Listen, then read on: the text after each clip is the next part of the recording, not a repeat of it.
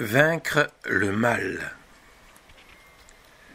De tous côtés, notre maison commune, qu'est la planète bleue, prend l'eau. Il devient difficile de regarder ce qui fonctionne correctement. Nous sommes prompts à trouver des coupables. Une bonne attitude pour éviter de regarder la situation vraiment en face. Voici tout d'abord l'un des commandements de Jésus qui nous invite à avoir une juste attitude. C'est en Matthieu 7, 1, 5. Ne jugez point, afin que vous ne soyez point jugés. Car on vous jugera du jugement dont vous jugez, et l'on vous mesurera avec la mesure dont vous mesurez.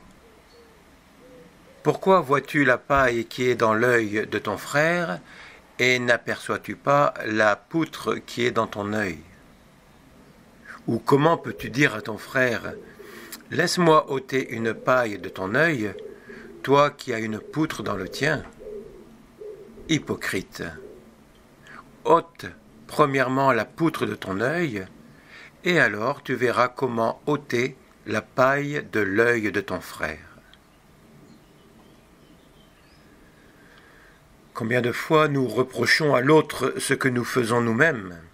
Pour éviter de voir le défaut qui nous défigure, nous le dénonçons chez l'autre.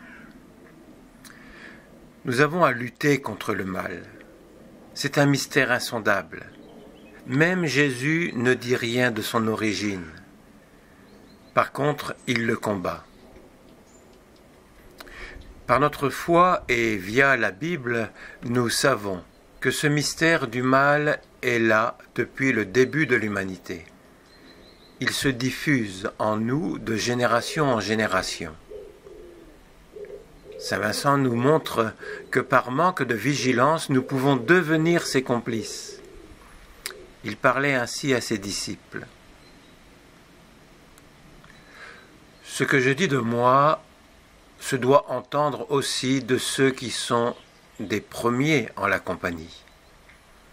Car non seulement nous serons coupables du mal que nous faisons personnellement, mais nous serons pareillement coupables et rendrons compte à Dieu du mal que ceux qui viendront après nous commettront à notre occasion, pour ne leur avoir pas laissé l'exemple que nous devions, ni la manière de traiter et de faire les choses comme il était convenable à de vrais missionnaires, et comme les règles et les saintes coutumes de la compagnie le demandent de nous, si nous n'en faisons aucune pénitence.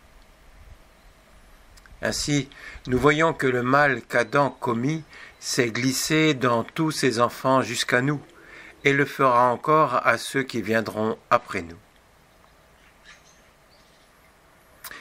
Il nous invite à un regard très lucide sur la condition humaine, bien loin des stéréotypes d'aujourd'hui.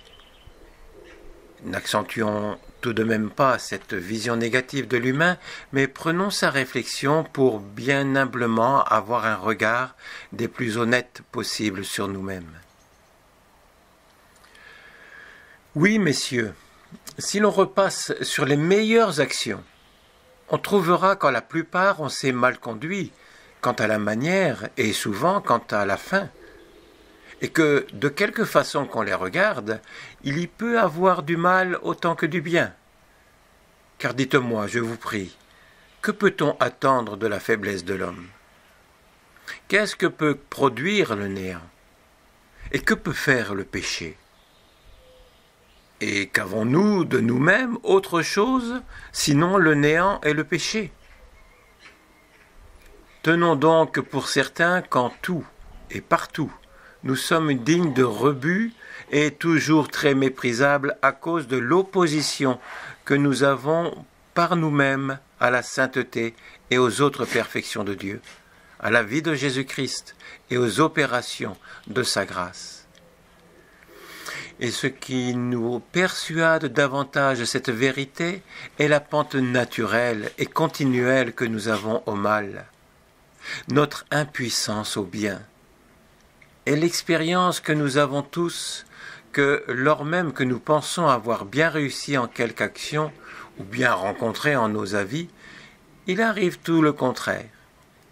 Et Dieu permet souvent que nous soyons méprisés. Seigneur, nous sommes souvent en peine du désordre de notre monde. Dans bien des lieux, nous constatons des guerres, du mal-vivre, de la violence en tout genre.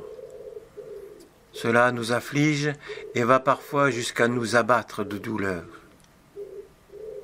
Dieu, nous te louons pour tous les lieux où le mal n'y fait pas de progrès. Nous te rendons grâce pour tous ceux et celles qui luttent au quotidien dans des situations fort difficiles pour susciter l'harmonie et le respect. Nous espérons en ta divine bonté de nous donner la grâce d'être de tes missionnaires pour œuvrer à ta moisson.